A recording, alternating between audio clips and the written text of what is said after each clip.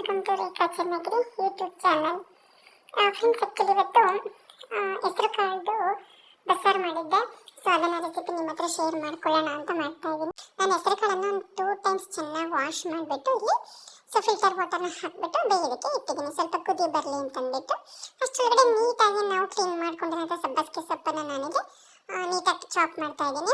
So ನಿಮ್ಗೆ ಇದು ಗೊತ್ತು, ಸೊ ಹಳ್ಳಿ ಕಡೆ ಎಲ್ಲ ಗೊತ್ತಿರುತ್ತೆ, ಇದು ಸಬ್ಬಸಿಗೆ ಸೊಪ್ಪಿನ ಬಸ್ಸಾರು ಅಂತಲೂ ಅನ್ಬೋದು, ನಾವು ಉತ್ಕ ಅಂತ ಕರಿತೀವಿ. ಹೆಸರು ಕಾಳು ಸಬ್ಬಸಿಗೆ ಸೊಪ್ಪು ಹಾಕಿಬಿಟ್ಟು ಮಾಡುವಂತಹ ಸಾಂಬಾರು ಫ್ರೆಂಡ್ಸ್, ತುಂಬ ಚೆನ್ನಾಗಿರುತ್ತೆ ಇದು ಬಸ್ಸಾರು. ಓ ಮೈ ಗಾಡ್, ಈ ಮಳೆಗಾಲದಲ್ಲಂತೂ ನಾನು ವಾಯ್ಸ್ ಓವರ್ ಕೊಡ್ತಾ ಇದ್ರೆ ಬಾಯಲ್ಲಿ ನೀರೇ ಬರ್ತಾ ಇತ್ತು.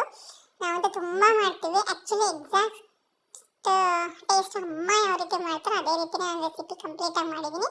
ಪ್ಲೀಸ್ ಎಲ್ಲೂ ಸ್ಕಿಪ್ ಮಾಡಿದೆ ನೋಡಿ, ಆಯಿತಾ?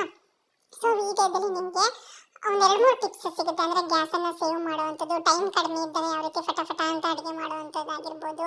ಅದೇ ರೀತಿ ಈ ಬಸ್ಸಾರು ನಾನು ಯಾವ ರೀತಿ ಮಾಡ್ತೀನಿ, ನಾನು ಅನ್ನೋದಕ್ಕಿಂತ ನಮ್ಮ ಅಮ್ಮ ಯಾವ ರೀತಿ ಮಾಡ್ತಾರೋ ಅದೇ ಸ್ಟೆಪ್ಸನ್ನು ನಾನಿಗೆ ಫಾಲೋ ಮಾಡಿದ್ದೀನಿ. ಸೊ ಪ್ಲೀಸ್ ಕಂಪ್ಲೀಟಾಗಿ ನೋಡಿ. ಸೋಪ್ ಮಾಡೋದ್ರಿಂದ ಇದರಲ್ಲಿರುವಂಥ ಮಣ್ಣಿನ ಅಂಶ ನೀರಲ್ಲಿ ಬಿಟ್ಕೊಂಡ್ಬಿಡುತ್ತೆ. ಸೊ ನೋಡಿ, ಈ ಥರ ಹಗುರವಾಗಿ ತುಂಬ ಸ್ಕ್ವೀಸ್ ಮಾಡಬಾರ್ದು ಸೊಪ್ಪನ್ನು. ಸೊ ಈ ರೀತಿ ಹಗುರವಾಗಿ ಕೈಗೆ ಬೆರಳುಗಳ ಸಹಾಯದಿಂದ ಈ ರೀತಿ ಸ್ವಲ್ಪ ಜಾಸ್ತಿ ನೀರು ಹಾಕ್ಕೊಂಡು ಸೊಪ್ಪನ್ನು ಈ ರೀತಿ ಮಿಕ್ಸ್ ಮಾಡ್ತಾ ಇದ್ದಾದರೆ ಅದರಲ್ಲಿರುವಂಥ ಮಣ್ಣಿನ ಅಂಶ ಕೆಳಗಡೆ ಹೋಗ್ಬಿಡುತ್ತೆ. ಫ್ರೆಂಡ್ಸಿಗೆ ಮಳೆಗಾಲ ಅಲ್ವಾ, ಸ್ವಲ್ಪ ಸೊಪ್ಪು ಸೀಸನ್ ಇದೆ, ತುಂಬ ಕಡಿಮೆ ರೇಟಿಗೆ ಸಿಗುತ್ತೆ. ಸೊ ಹಾಗಾಗಿ ಯಥೇಚ್ಛವಾಗಿ ವಾರದಲ್ಲಿ 2-3 ದಿನ ಸೊಪ್ಪನ್ನು ಉಪಯೋಗಿಸಿ ಫ್ರೆಂಡ್ಸ್. ಈ ರೀತಿ ಸೊಪ್ಪನ್ನು ಉಪಯೋಗಿಸಿ ನಾವು ಅಡುಗೆ ಮಾಡ್ಕೊಂಡು ತಿಂತಾ ಇದ್ದರೆ ಯಾವ ಹಣ್ಣನ್ನು ತಿನ್ನೋದು ಬೇಡ, ಯಾವ ಡ್ರೈ ನಟ್ಸು ಫ್ರೂಟ್ಸು ಏನೂ ತಿನ್ನೋದು ಬೇಡ. ಎಲ್ಲ ಪೋಷಕಾಂಶಗಳು ನಮ್ಗೆ ಇದರಲ್ಲೇ ಬಂದ್ಬಿಡುತ್ತೆ, ಕಾಳು ಸೊಪ್ಪು ತರಕಾರಿಲೇನೆ. ನೋಡಿ, ನೀರು ಚೆನ್ನಾಗಿ ಕುದ್ದಿತ್ತು. ಸ್ವಲ್ಪ ಹೆಸರು ಕಾಳು ಬೇಯ್ತಾ ಇತ್ತು. ಅದಕ್ಕೆ ನಾನು ಇವಾಗ ಏನು ರೆಡಿ ಮಾಡಿ ಇಟ್ಕೊಂಡಿದ್ದೀನಲ್ಲ, ಸ್ಟ್ರೈನ್ ಮಾಡಿಕೊಂಡು ಆ ಸೊಪ್ಪನ್ನು ನಾನಿಲ್ಲಿ ಹಾಕ್ತಾ ಇದ್ದೀನಿ. ಒಂದು ಕಪ್ ನೀರನ್ನು ಎಕ್ಸ್ಟ್ರಾ ಹಾಕಿದ್ದೀನಿ. ಇವಾಗ ಬನ್ನಿ ನಾನು ಒಂದು ಟಿಪ್ಸ್ ಹೇಳ್ತೀನಿ ಅಂತಂದೆ. ಯಾವ ರೀತಿ ಕಾಳು ಬೇಯಿಸ್ಬೇಕಾದ್ರೆ ಅನ್ನಕ್ಕೇನು ಅಕ್ಕಿನ ತೊಳೆದ್ಬಿಟ್ಟು ನೀರು ಹಾಕಿಟ್ಟಿದ್ನಲ್ಲ, ಸ್ವಲ್ಪ ಉಪ್ಪು ಮತ್ತು ನೀರು ಹಾಕಿ, ಸೊ ಅದನ್ನು ನಾನು ಇವಾಗ ಕುಕ್ಕರ್ ಒಳಗೆ ರೆಡಿ ಆಗುತ್ತೆ. ಇದನ್ನು ನಾನು ಪಲ್ಯ ಏನು ನಾನು ಹೆಸರು ಕಾಳು ಸೊಪ್ಪು ಬೇಯಿಸ್ಕೊಂಡಿರ್ತೀನಲ್ವ, ಆ ಪಲ್ಯಕ್ಕೆ ಇದನ್ನು ಯೂಸ್ ಮಾಡ್ತೀನಿ.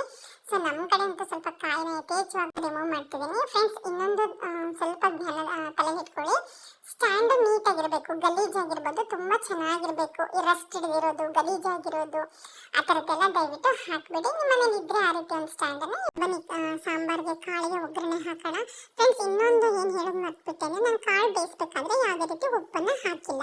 ಸೊ ನಾವು ಬಸ್ತಿದ್ದ ನೀರಲ್ಲಿ ಉಪ್ಪು ಇರಲಿಲ್ಲ, ಬೇಯಿಸಿರೋ ಕಾಳಲ್ಲೂ ಉಪ್ಪಿಲ್ಲ. ಸೊ ಹಾಗಾಗಿ ಉಪ್ಪನ್ನು ನೋಡಿಕೊಂಡು ನೀವು ಒಗ್ಗರಣೆಗೆ ಅಡ್ಜಸ್ಟ್ ಮಾಡ್ಕೋಬೇಕು. ಸೊ ಆ್ಯಸ್ ಯೂಶುವಲ್ ನನ್ನ ಪ್ರತಿ ಬಾಣಲಿ, ಕಬ್ಬಿಣದ ಬಾಣಲಿಯಲ್ಲಿ ನಾನು ಎಣ್ಣೆ, ಸಾಸಿವೆ, ಜೀರಿಗೆ, ಈರುಳ್ಳಿ, ಹಸಿಮೆಣಸಿನಕಾಯಿ ಮತ್ತು ಕರಿಬೇವನ್ನು ಹಾಕಿಬಿಟ್ಟು ಸ್ಟ್ರೈಟಾಗಿ ಒಗ್ಗರಣೆನ ಮಾಡಿಸ್ಕೊತಾ ಇದ್ದೀನಿ. ಇದು ಏನಕ್ಕೆ ಅಂತಂದರೆ ಕಾಳಿಗೆ ಒಗ್ಗರಣೆ ಹಾಕೋದಕ್ಕೆ. ಒಬ್ಬೊಬ್ಬರು ಫ್ರೆಂಡ್ಸ್ ಕಾಳು ಒಗ್ಗರಣೆ ಹಾಕೋಕ್ಕೆ ಇಷ್ಟಪಡಲ್ಲ. ಮಂಡ್ಯ ಸೈಡೆಲ್ಲ ಕೇಳಿದ್ದೀನಿ, ಪರ್ಫೆಕ್ಟಾಗಿ ಗೊತ್ತಿಲ್ಲ, ಹಾಗೆ ಹಸಿ ತಿಂತಾರೆ ಉಪ್ಪು ಹಾಕೊಂಡು ಬೇಯಿಸ್ಕೊಂಡು. ಸೊ ನಮ್ಮ ಕಡೆ ಎಲ್ಲ ನಾವು ದಾವಣಗೆರೆ ಸೈಡು, ಚನ್ನಗಿರಿ ಸೈಡು ಇದೇ ರೀತಿಯೇ ಮಾಡೋದು. ನೋಡಿ, ಒಗ್ಗರಣೆಗೆ ಸ್ವಲ್ಪ ಉಪ್ಪನ್ನು ಹಾಕಿಬಿಟ್ಟು ನಾನೇನು ಮಿಕ್ಸಿ ಕಾಯಿ ರೆಡಿ ಮಾಡ್ಕೊಂಡಿದ್ದಲ್ಲ ಅದನ್ನು ನಾನಿವಾಗ ಒಗ್ಗರಣೆಗೆ ಹಾಕ್ತಾ ಇದ್ದೀನಿ. ಈ ಟಿಪ್ಸ್ ಆ್ಯಕ್ಚುಲಿ ಅಮ್ಮ ಹೇಳ್ಕೊಟ್ಟಿದ್ದು. ಸ್ವಲ್ಪ ಒಗ್ಗರಣೆಗೆ ಕಾಯಿ ಹಾಕೋದ್ರಿಂದ ಕಾಳು ಬೇಗ ಕೆಡಲ್ಲ ಅಂತಾರೆ. ಸೊ ಕೆಡೋದಕ್ಕೆ ಈ ಕಾಳು ಉಳಿಲೇ ಇಲ್ಲ. ಬೆಳಿಗ್ಗೆ ಹೊತ್ತು ಮಾಡೋರು ಈ ಟಿಪ್ಸನ್ನು ನೀವು ಫಾಲೋ ಮಾಡ್ಬೋದು. ಸ್ವಲ್ಪ ಬೇಸಿಗೆಯಲ್ಲಿ ಮತ್ತು ಬೆಳಗ್ಗೆ ಹೊತ್ತು ಬಸ್ಸಾರು ಮಾಡೋರು ಈ ಟಿಪ್ಸನ್ನು ಫಾಲೋ ಮಾಡ್ಬೋದು. ನೋಡಿ, ಬೇಯಿಸ್ಕೊಂಡಿರುವಂತಹ ಸೊಪ್ಪು ಮತ್ತು ಹೆಸರು ಕಾಳನ್ನು ನಾನು ಹಾಕಿಬಿಟ್ಟು ಇನ್ನು ಸ್ವಲ್ಪ ಉಪ್ಪನ್ನು ಅಡ್ಜಸ್ಟ್ ಮಾಡ್ತಾ ಇದ್ದೀನಿ.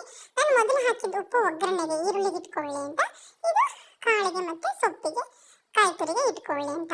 ಸೊ ಯಾವಾಗಲೂ ನಾವು ಒಗ್ಗರಣೆ ಮಾಡಬೇಕಾದ್ರೆ ಉಪ್ಪನ್ನು 2 ಸಲ ಹಾಕಿದ್ರೆ